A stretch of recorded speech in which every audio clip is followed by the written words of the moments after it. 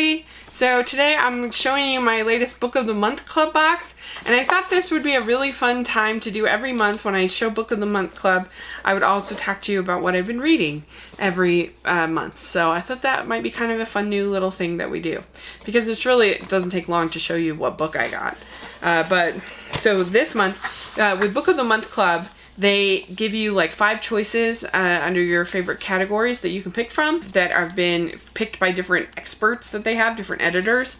And so I picked this one, and they have the editor or the judge is Constance Wu, and she gives a little letter here about why she picked what she picked.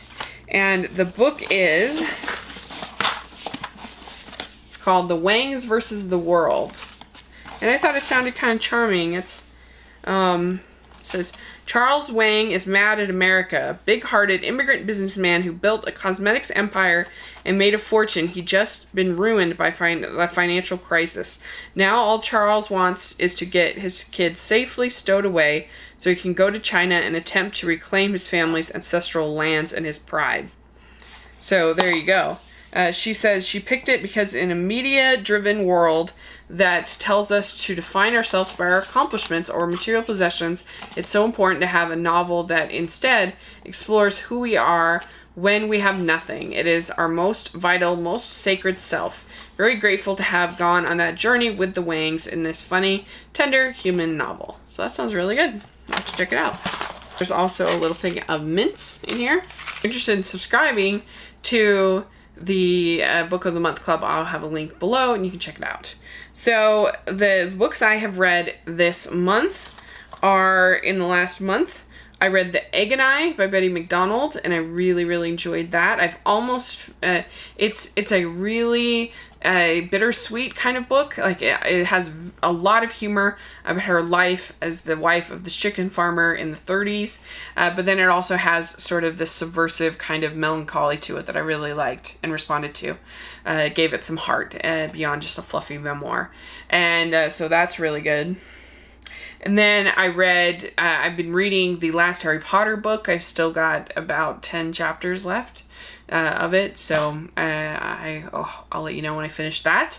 I want to have it finished for the next podcast that we're going to do. I've been seeing a bunch of the movies and the re-release that they've done, so that's been good. Then I also read Miss Peregrine's Home for Peculiar Children, and it was okay. I liked it fine. It took a long time, I thought, to get going, but then once it did, I felt like it was pretty good, creative. It was certainly a million times better than the movie, which I thought was a slog. I didn't like it. And then I read Harry Potter and the Half-Blood Prince, which I thought was a million times better than the movie. It has real emotion. It really gets you into Snape as a character, I think, much more than the movie ever does. So when he is revealed as the Half-Blood Prince, it's so much more effective. And I just think the emotion, particularly at the end, works so much better. And I read the Still Alice by Lisa Genova, and this is a very hard to read book in a way. It's very scary, dealing with the idea of Alzheimer's, early Alzheimer's, especially this woman who relied on her brain for sort of her value in life, and for her to lose that is just tragic and devastating. And so it's definitely one I would recommend getting and reading if you haven't. It's definitely better than sort of the Disease of the Week kind of book that you'd see that are sort of manipulative and just not. This is much better than that. I really liked her writing. I thought she was very solid. And then I reread The Martian by Andrew Weir. I love that book. I just think he's such a charming character. He's so funny. He's somebody you're just rooting for and you want him to succeed. And yeah, it's very, very, very enjoyable.